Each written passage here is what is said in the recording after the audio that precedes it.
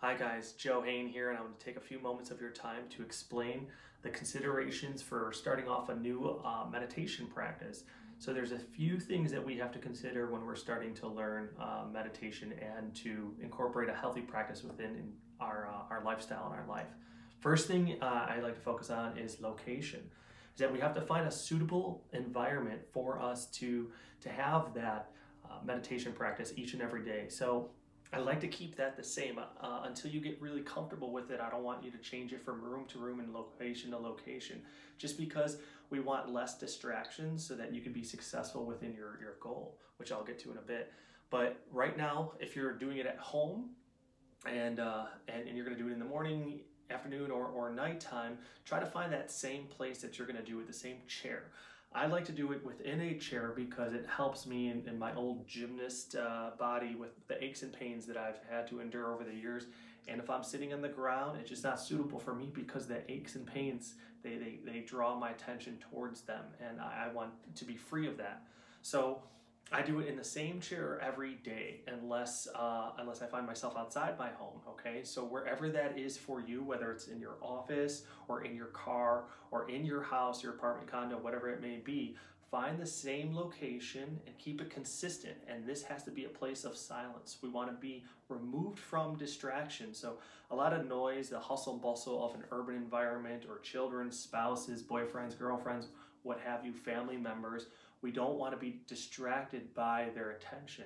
Okay, so find that place, and kind of, it may take a little bit of time, but you want to make sure it's a secure, good spot for you and make it consistent. So go there so you're not attending to all the distractions. Turn your phone off, your computer off, your dog off, your children off, your spouse off. Turn everything off, including music and any kind of spa stuff that you may have going on, so that you can tune in to your meditation to yourself and then see those results again.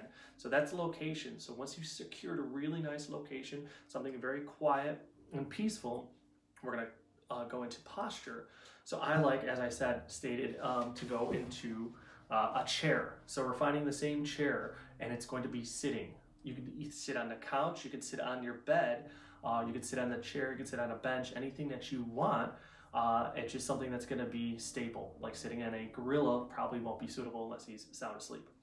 But when we find the chair, you're going to sit here, and our posture is an important thing here. So we want, my back is supported with a little bit of a pillow here so that I can keep my spine very straight. It's key there for our energy, our flow, our kundalini and prana to flow up and down our spine right here.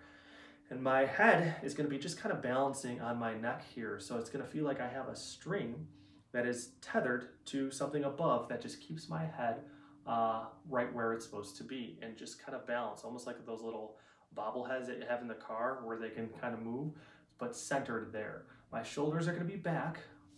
Okay, this allows for a very perfectly straight spine here, and I'm going to have my hands on my lap like this. We want a less contact here. So I get hot and sweaty, that's just my nature. So if my hands are down flat like this, it's going to create a bunch of warmth and uncomfortability between my legs and my hand, and that's going to take my attention there. I want to take my attention away from there. So hands up just like this on top of your lap, or like this. So I have a chair with the side rails here. So if you don't have that, it might be a little bit easier. Otherwise, you squeeze them in and you have it just like this. And I have my two thumbs kind of kissing there, my left hand in my right, and just lying just like this. Shoulders back, chin level, and I let my body kind of sink here. Okay, so this is the posture right here, and I'm going to have to maintain this 5, 10, 15, 20 or more minutes, depending on what you set yourself for a goal. Okay, so hands, whichever way you like it. Some people like this, but when you're sitting in a chair, we don't want to lean up. So if you're sitting on the ground, you can have your hands over your knees and just kind of dangling over. But that's a different posture. Right now, we're kind of concentrating on just the chair posture. So I'll keep it here. Now that we enter the meditation, is the first thing you're going to do is you're going to close your eyes. All right, I'm going to keep mine open for vanity reasons now. I keep staring at myself in the camera. But I'm going to keep my mouth open a little bit with my tongue touching the roof of my mouth, right? So I'm going to breathe solely through my nostrils, but keep my airway open through my mouth here. So with the breath, I'm going to inhale, and I want to relax my belly here, okay? So as I'm inhaling, I'm going to feel that breath be pushed up through my belly, my diaphragm, and into my air passageway and down into myself there. And then I'm going to feel it release back up the same way it came out, but I'm going to feel the different sensation in the warmth of the air exiting my nostrils. It's going to be a little bit warmer as opposed to when I ingest it. When I inhale it in, it's going to be a little bit cooler. So we're going to feel that. I want you just to really focus on that sensation of this air coming in. You know, going about our day-to-day lives and just living life, we don't really attend to that. It's an instinctual habit, right? And we don't have to, but here it's going to be an anchor. So I have one of 3 anchors I'm going to go over today, and breath is the first one. An anchor means it's anchoring you into your meditation. You want to be residing within that breath. So you want to really analyze it, almost like you're going to have to report back to somebody and say, okay, this is exactly how the air entered my body and exited. This is how it felt. This was the temperature. This is what it felt inside my chest, my diaphragm, and that's how it went down. So that we can observe that. Through that observance, we're getting out of our mind and attending to the breath. That's why breath is that constant anchor, okay? So when we are in the posture, you're going to attend to your breath and just letting the inhalation come in and naturally come out. You're not going to hold the breath. You're not going to try to extend it longer than it is or make it quick and short. Whatever is natural, okay? And as you implement that, the first thing you're going to do is you're going to scan your body while attending to your breath and letting that kind of ebb very naturally. I usually start with my feet and scan upwards, my ankles and shins and knees and quads and then my butt, seat, and then all the way up my torso, down my shoulders, down my arms, neck, head, face. So you're scanning all that, and just when I say scanning, you're just attending to it. So I can go to my knees, I can go to my lap, I can go to my seat and attend my focus there. And you're just kind of highlighting it and letting it sink into the chair, letting your body sink into itself further, and just settling into this posture, settling into your meditation. And you're going to feel gravity just do its job. It's going to pull your body down into that comfortable point where you're going to kind of start to not notice your body and just the breath. And that's what we want, is we want it to be a statuesque and just a solid piece of being there that you don't have to attend to. You may get little distractions like itches and scratches and things that you have to attend to, and a runny nose like I kind of have now, and a dry throat. So if you have to swallow, then swallow. If you have to scratch, then scratch it. But the further along you get in your meditation, you'll see that things sometimes you don't have to attend to, and you'll figure those out for yourself as you go along. But in the beginning, be patient and be compassionate with yourself and attend to these little distractions if they come to you, okay? But we want to try to avoid attending to them the further we progress with our meditations, because they are taking you, distracting you from freeing yourself of thought, which is the main goal here. It's awareness. So that is the scan that you're doing while you're keeping mindful of your breath. The second anchor that I'm going to focus on today is counting. That's a very good anchor there. Counting is a thought, but it's a controlled thought here, because we are numerically equating our breath and the time that it takes for the inhalation and the exhalation. That's a fancy way of saying we're counting our breath. So I'm going to count the inhalation, inhaling 1, 2, 3, 4, exhaling 5, 6, 7, 8. Starting again at 1, inhaling 1, 2, 3, exhaling 4, 5, 6. You're going to make it very natural. Just think of like the tide coming in. It's not in a rush to get in or a rush to get out. It's whatever is natural, that wave breaking up on the shore and then coming back out and merging back with the ocean.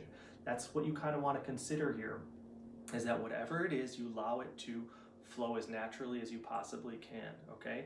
So with the counting, you're monitoring your breath, not pushing it, not forcing it, and then monitoring the exhalation out as well, and then always restarting at 1.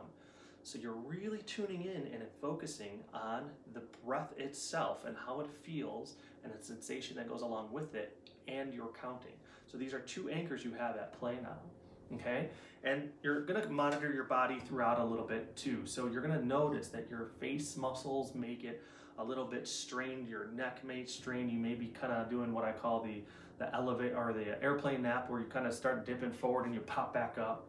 So you're going to attain or attend to this stuff throughout the meditation and the body. When it's 5 minutes, it's not that much time, but when you start doing longer hauls, you're going to notice the difference, okay? So second anchor is attending to the counting the breath. Third, it's called sensory mindfulness. So we can do this in almost any environment right now. Here in my condo, it's nice and quiet. I have a little just music in the background that I'm playing kind of for ambiance reasons, but what you're going to attend to in your meditation is you're going to attend all of your senses into your immediate environment, okay? And what that means is that, well, my eyes are closed, I'm not visually stimulated by anything, so we're just going to keep your eyes closed throughout, but you're going to listen. That's probably the biggest one there, is you're trying to hear what's going on in your environment. And when you're in silence, you're going to start to notice that your condo makes some pretty interesting noises. Your house, apartment, whatever it is, there's going to be burps and bellows and farts and all that kind of good stuff that you're going to notice that your house makes. Okay, Wi-Fi routers, the buzzing of refrigerators and dishwashers and sewage kind of running through and water and pipelines, and then neighbors walking around, outside traffic, conversations that you're hearing off in the distance, dogs scratching around or barking, or cats, animals. You're going to take in all this stuff inside. Outside of an environment, you're going to listen to the wind. You're going to listen to the rustle of the leaves, the passing traffic in the distance, possibly. Whatever is there to offer. Why I say to take that in is to observe it. It's because we want our mind enveloped. We want it busied. We want it occupied with analyzing and observing our environment. Okay, so that's the third one. So hearing for sure, but also remember to smell, to taste. Your mouth is open. You may get some arid aromas, or you might get a little sensation of pine coming through if you're by a forest or whatnot. So you're going to smell and listen, and then you're going to feel. If the wind's coming in, or if it's a little bit chilly or warmer, or you're sitting in the sun, or it's a perfect temperature, you just want to sense the different changes in your body, in your skin, sensing your environment, okay? So those are the three right there. Taste, again, might help out a little bit here and there, but it probably won't be too much of a factor, okay? You may have candles burning and stuff like that. I would try to avoid the scented candles and stuff right now as you begin, but again, that's something else you may smell. So take it on into those four senses and really relish in, reside in your environment, but observing it. So you've got first the breath. We're just feeling that ebb and flow throughout your body. Then we're counting the breath. And the third one is we're just observing our environment through our senses. So all those things are the three anchors, and that equates to distraction. From what? Well, this is the big one.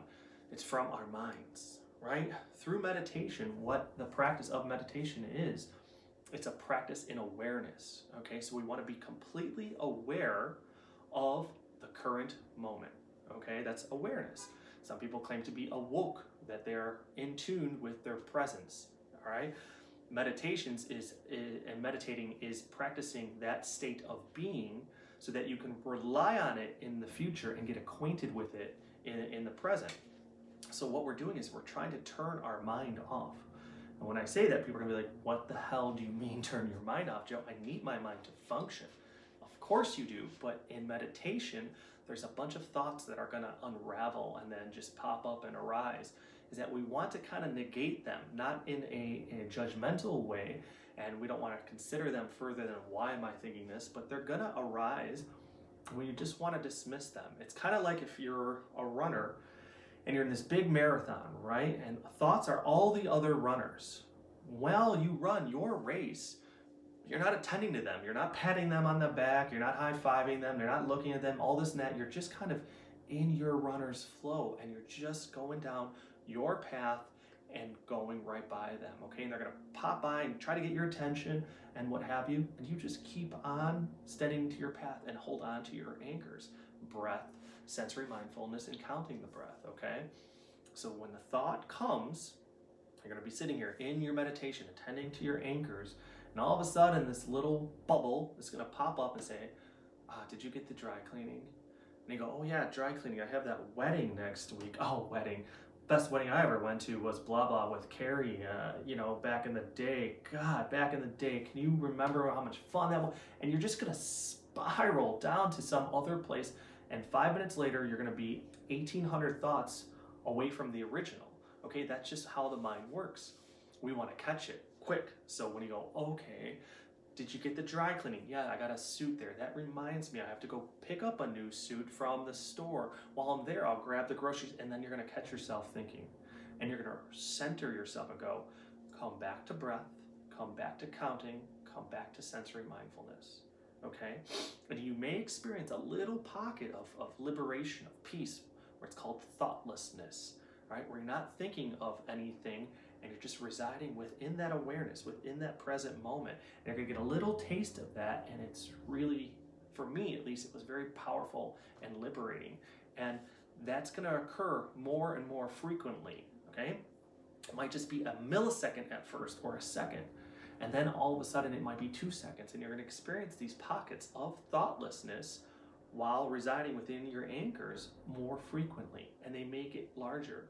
And they may be 2 seconds and 3 seconds and 4. And if you have a 20-minute meditation, you might experience that several times, and they get more abundant. So now your meditation is progressing. Okay, so you're without thought. You're just residing in the moment and existing within awareness. So that is where you're gonna rely on those anchors, and then every time the thoughts arise, you just kind of continue down your path. I always make the analogy where we're going down a stream or a river of consciousness, right? And it's this beautiful winding river going through the middle of a forest, and we're not in a boat, but we are a boat. It's just that you are one with the river, and you're just letting it take you down. And there's gonna be animals, it's like a Disney movie, it's gonna be animals waving at you, and the trees are gonna say hi, and everything's gonna try to distract you. Those are all thoughts, okay? But we just want that current of consciousness to take us down, and we just want to enjoy that ride and be free of thought. So when it arises, you just come to center, come to breath, to counting, to the mindfulness, and release thought without judgment, without more consideration. Because if we say, why am I thinking this now? That's another thought that has come to take over the distraction from the original, okay? So through the meditation practice, you're coming to breath, to sensory mindfulness, and coming to counting. And whenever you get off that, just center yourself back within that. Whatever the thought is, don't even worry about it. Just recenter. It may happen 1,000 times, but just come back every single time, all right? And then the last thing I'm gonna talk about is basically the routine. So as you're beginning, you're gonna wanna start and implement. People always say, oh, cool, I'm starting to meditate, and I'm gonna do 5 minutes a day. And I'm so overjoyed that they're meditating, but 5 minutes is barely anything. It would be like somebody saying, well, I'm gonna start working out, or I'm gonna go do yoga, or I'm gonna start running. Great, how long are you gonna do it for? 5 minutes. I have a healthy yoga practice. I do 5 minutes a day. It's pretty intense stuff. Pretty proud of it, actually. You're going to smile. Hopefully not judge with judgment, but it's something that's just not enough. You need time for your body to get even warmed up, to get settled within your posture, within the breath, the counting, and the sensory mindfulness, to then start progressing on releasing yourself of thought. So I always like to say, if you're starting, 10 minutes is a great number to kind of implement once a day, okay? And if you want to do longer, then that's great. And the next stage of progression, you're going to want to do 2 meditations, not 4, but 2. Okay, I don't want to scare you guys out there. 2 meditations. So I like to do a morning and an evening meditation, and sometimes I'll throw in the middle of the day too. It depends if I'm traveling that day on the road or if I'm at home. But 10 minutes in the morning and 10 minutes again at night, okay, just before you go to bed. Meditation for me is great first thing in the morning. I wake up, get out of bed, and I drink a big glass of warm water, and I find my chair and I knock out my first meditation, because it really sets me up for the rest of the day to try to exist within that awareness, within that state of just being present and not being overwhelmed by my thoughts, my emotions. So there, and at the end of the night, it's a nice little treat to come and just center. And I'm not on my phone, screwing around on social media and all the apps and games and whatnot. So I sit there and I settle after my day. It's a nice way to kind of give grace. Say, hey, I'm gonna just kind of settle down into this state of relaxation before I go to bed, and it actually helps me sleep a little bit better. So that's for me.